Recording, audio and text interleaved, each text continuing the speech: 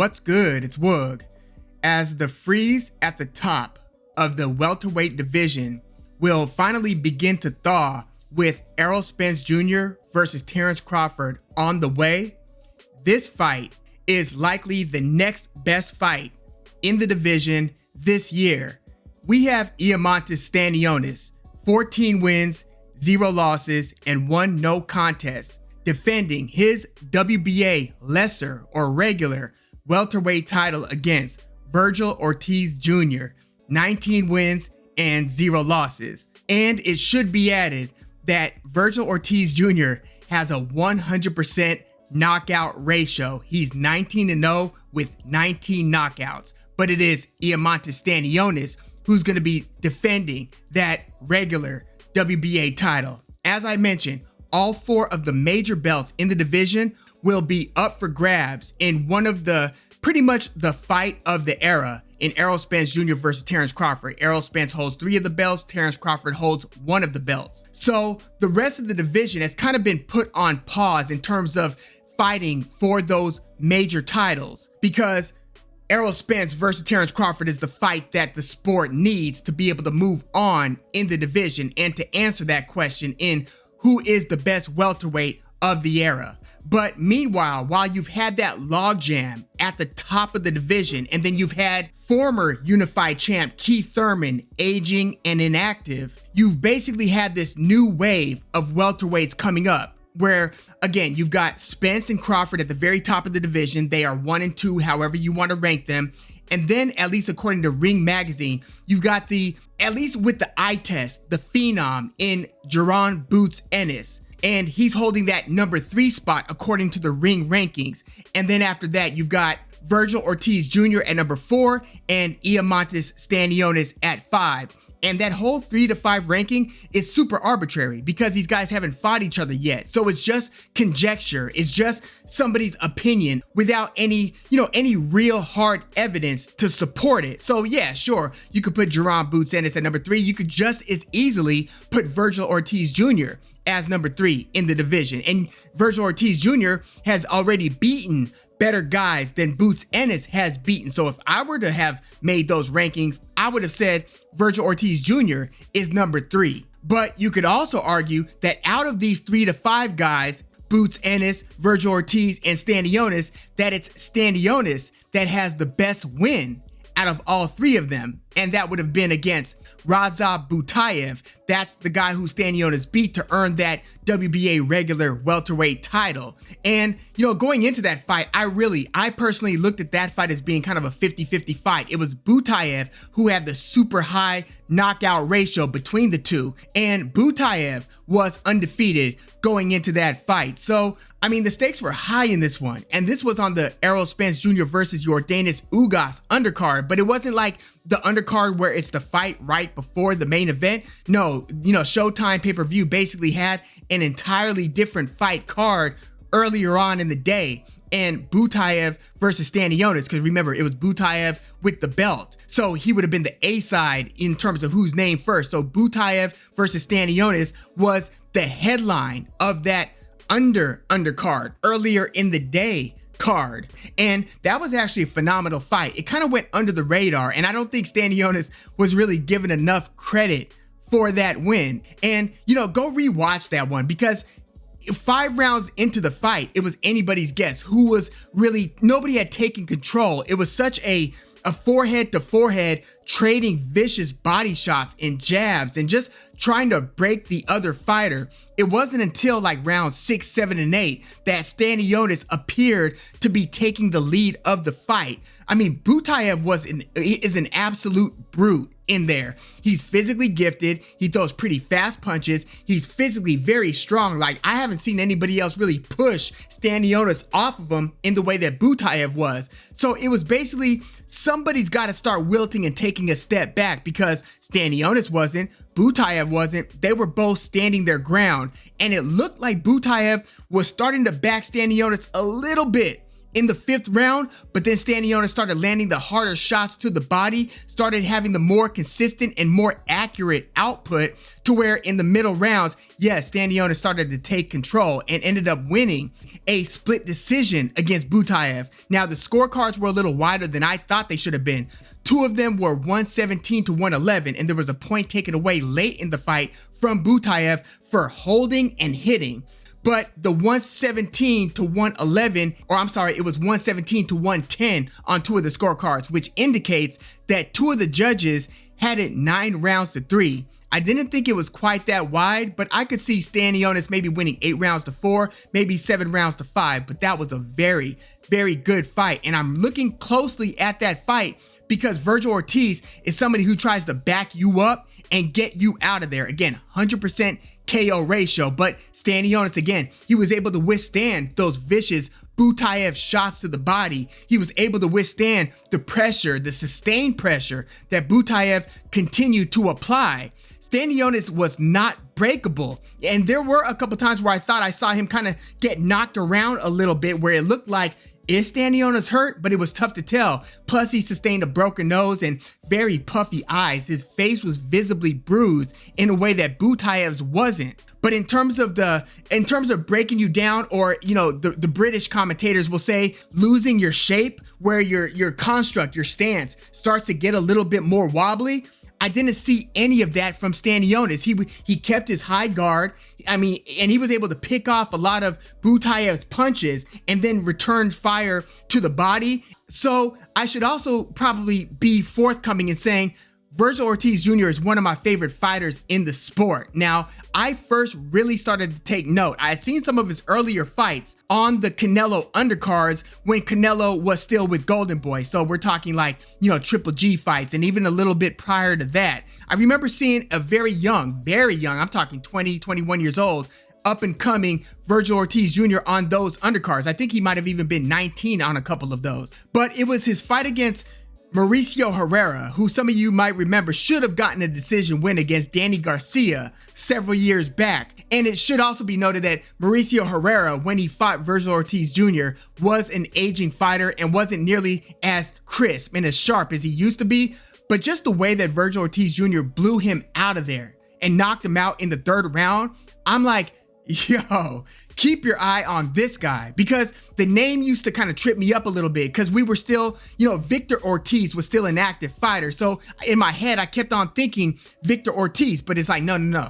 Remember the name, Vergil Ortiz Jr. And yeah, sure enough, after that, he knocked out Antonio Orozco, Brad Solomon, Samuel Vargas, and then he had a step-up fight against Maurice Hooker in one of Maurice Hooker's first fights at 147. He was a former 140-pound belt holder. But that was, going into that, I was very curious how that was going to play out. And yes, over time, it looks like Maurice Hooker might be a shot fighter. Especially after that Blair Cobbs fight. But at the time that Hooker fought Vergil Ortiz Jr., he had only been stopped pretty viciously by Jose Ramirez. And at the time, both Jose Ramirez and Vergil Ortiz Jr. were both trained by Robert Garcia. So Garcia basically had back-to-back guys who ended up stopping Maurice Hooker. Vergil Ortiz took some heavy fire early in the fight, got backed up a little bit, but ended up breaking Maurice Hooker down and stopping him. I was very impressed by that performance, even though I took note, like, okay, Vergil Ortiz took some headshots. He's a good boxer with an excellent jab. That's another thing about both of these guys, Stanionis and Vergil Ortiz Jr. I'm going to get to this later. They both have phenomenal jabs. But Vergil Ortiz isn't the slickest fighter. He is there to get hit. He's got good head movement, but not great head movement. But as I said, Vergil Ortiz Jr. was trained by Robert Garcia. He since left him, and I think he went with Manny Robles for a moment, but then went with Hector Beltran. And his dad, Vergil Ortiz's dad, has been his trainer pretty much throughout his life. So right now, I believe it's Hector Beltran and his dad, Vergil Ortiz Sr., who are training Vergil Ortiz Jr.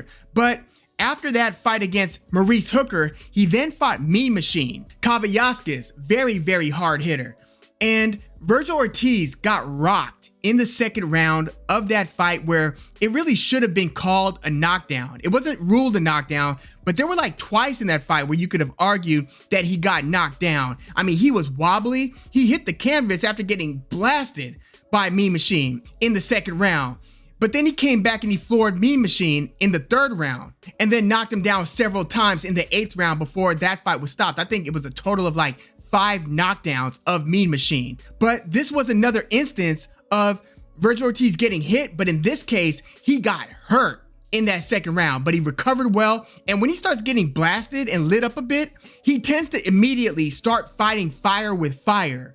So he's had one fight since then, he being Vergil Ortiz, but it's almost not even worth mentioning because its style and his opponent's style does not really, it doesn't compare with Stanionis. Michael McKinson is one of those negative style fighters who's kind of backing up and kind of a sweet scientist, if you will. And Vergil Ortiz figured it out, ended up stopping McKinson like he stops everybody else. Now, the thing that is worth noting is that before the Ortiz versus McKinson fight, Ortiz had to postpone the fight because he's got this disease called Rhabdomyolysis, and it caused him to postpone the fight. And it's a pretty aggressive disease, and it basically attacks your muscular tissue, and then it starts releasing proteins into your blood, which can then impact your heart, your kidneys. It's no joke. And so Vergil Ortiz had to postpone the Michael McKinson fight, ended up performing well in that fight. And then leading into this fight with Stanionis had to postpone the fight because he had to have like an emergency appendectomy. And then they rescheduled the fight, but then Vergil Ortiz had to pull out of that scheduled fight because his rhabdomyolysis started to flare up again. So he was back in the hospital and in recovery mode. So these are some red flags, if you ask me. And when I size up Eimantas Stanionis versus Vergil Ortiz Jr., it's almost hard not to consider this disease that Vergil Ortiz Jr. has been battling. I mean, not to mention, he's been a big 147 for like a couple years now. I remember they were talking about his days at 147 being numbered back when he was fighting like Maurice Hooker. That's now like 3 fights ago. So how does that condition play into his ability to drop the weight and comfortably make 147 and then perform well? Well, at this point, he has been performing extraordinarily well, right? He's undefeated with, again, 100% knockout ratio.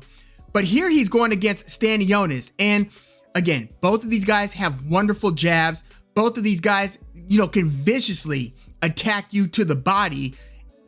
I don't know who the better boxer is. Again, I'm a fan of Vergil Ortiz Jr., but I'm looking at this fight very objectively, and I look at Stanionis' defense and his construct and the way that he was able to pick Butaev's shots off, block them and avoid them in those middle rounds where he started to put his foot on the gas. And I've seen Stanionis win a tough 12-round decision.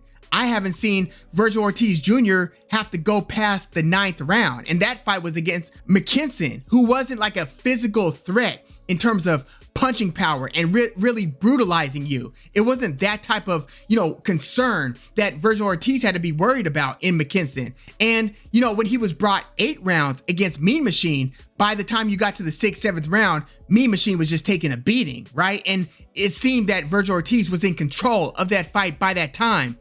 I don't think he will be able to assert control over Stanionis by the middle rounds. I don't think like by round 7, it's going to be the Vergil Ortiz show. I've been hugely impressed with Stanionis' resilience and his ability to basically stand his ground and then walk you down and beat you up. Look, at this point, I have more faith in Stanionis' chin than I do Vergil Ortiz Jr.'s chin. Even if Vergil Ortiz is the harder puncher, I'm kind of thinking in terms of durability and resilience.